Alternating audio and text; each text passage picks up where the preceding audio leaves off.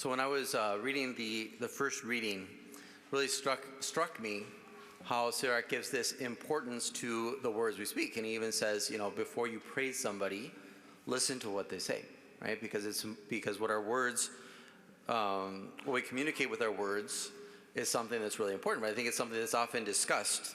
And we could ask ourselves, do words shape reality, or do they reveal it? Is there an objective truth that we reveal through our words, or try to?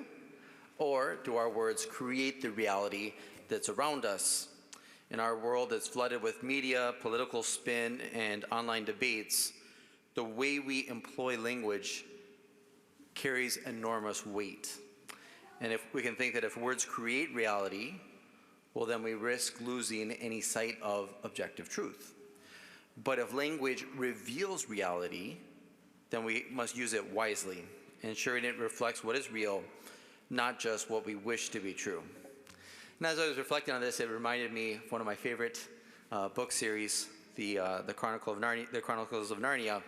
And in the third book, The Voyage of the Dawn Treader, we hear this story as they're sailing through the ocean. This is the island where dreams come true. That's the island I've been looking for this whole time. For this long time, said one of the sailors, I reckon I'd find I was married to Nancy if I landed there. And then another says, and I'd find Tom alive again. Then the man who was there on the island says, fools. That is the sort of talk that brought me here, and I'd better have been drowned or never born. Do you hear what I say? This is where dreams, do you understand, come to life, come real. Not daydreams, dreams. There's about half a minute silence, and then with a great clatter of armor, the whole crew were tumbling down the main hatch as quick as they could and flinging themselves on the oars to row as they had never rowed before. And Drinian, the ship's captain, was swinging round the tiller, and the bosun was giving out the quickest stroke that had ever been heard at sea.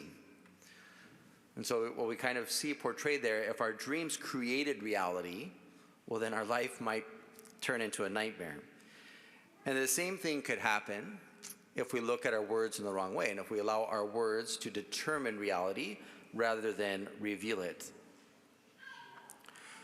We might be able to wish for our language to reshape our world until we realize the consequences. And actually, I think in a lot of ways, we're living that out in our society nowadays. If our words carried the power to define reality, what might that say about us? Do we speak truth? And think about it. Like, do we really speak the truth? Or do we twist language for our own advantage? We can think about white lies. We can think about moments where we tell some of the truth, but not all of it, where we're deceiving others, where we're trying to show ourselves to be more than what we really are, or where we're trying to misrepresent a situation to gain personal advantage. It's really easy for us to exaggerate and to, give ourselves to misunderstanding. Sometimes we speak in anger that's not justified. And sometimes we use our words to try to, sneak out of responsibility. What do our words say about us? And what does God ask us to do? I think he wants us to speak the truth in charity. But often our words do more to condemn us than to build up those around us. The first reading, like I mentioned, Sirach is very clear. We hear, praise no one before he speaks, for it is then that people are tested. And I remember when I was, reading this passage for the, first time this week, I just thought, oh my gosh, how many times do I say things that are, unintelligent or superfluous? How many times do I just speak just to kind of hear my own voice? How often is there no true content to what I'm saying? And so I think that it invites us to reflect on our own imaginative power. Our speech is supposed to express our inner selves. What we think, what we believe, that's what we should speak. And so it should reflect values, it should reflect virtues, and unfortunately it oftentimes reflects our vices. In the Gospel of Matthew, Christ said, by your words you will be acquitted, and by your words you will be condemned. We could almost think at the last judgment, God could just, like run through the script, kind of like a YouTube self-generated script, and to see all the things that we've said during our lives, and just, kind of imagine that for a moment. And how many things would you want to take back? How many things would you want to take out of that script? How many things do we say that later we regret? Or how many things maybe we should regret that we don't? So to think about what our language, what we've said, really speaks about us.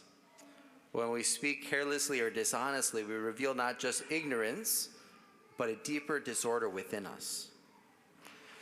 Chesterton, who's somebody that I very much recommend, great apologist, great thinker of the 20th century, and he says, "The free man is not he who thinks all opinions equally true or false."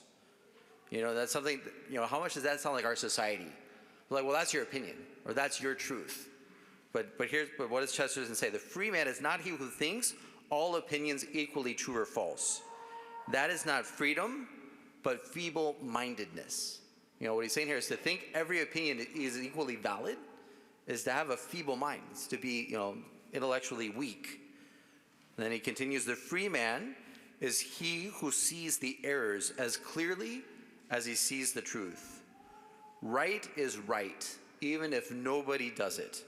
Wrong is wrong, even if everybody is wrong about it. So as I was reflecting on, especially the first reading of Sirach, I felt like this quote really comes in very well, and it can help us. And we can see, how often are we pushed into things because everybody around us does it? Or I think even sometimes when we're preparing our confession and we're reading the examination of conscience, there's some things we're like, well, yeah, I've done that, but I don't think it's even really that bad. Or my friends are all worse than I am, and I remember often speaking with people like, well, my friends are even worse.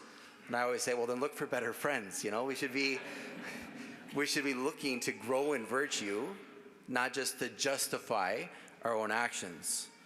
The power of the imagination makes itself clear in the power of speech. What we say is tremendously important. That's why when I read the first reading, I just was thinking to myself, this is for you. This is something where you need to reflect a lot. Christ, and then in the gospel, we see this image that Christ shares. Christ invites us to remove the plank from our own eyes before we try to remove the splinter from someone else's eye, because it is so easy for us to fall into self-deception. How often do we trick ourselves? You can fool some people some of the time, but you can't fool all of the people all the time. And you can never fool God. But sometimes I think that the one who's the most dangerous and whom we fool the most often is ourselves. When we lie to ourselves and we permit ourselves to live out a reality that does not correspond to the dignity that God has given us. St. John Chrysostom, a great father from the Eastern Church, says, "Let us always guard our tongue, not that it should always be silent, but that it should speak at the proper time." I think that's one of the big challenges that we have.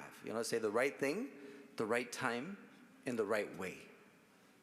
And sometimes the biggest help for that is to be silent. So as we're getting ready for Lent, we can think about some of that time of silence that we might want to be investing into our own spiritual lives. The importance of guarding our tongue and controlling our language comes out frequently in sacred scripture. Words express our thoughts and so speak much more about who we are. Jesus tells us to remove the beam in our eye before trying to remove the splinter we notice in the eye of someone else.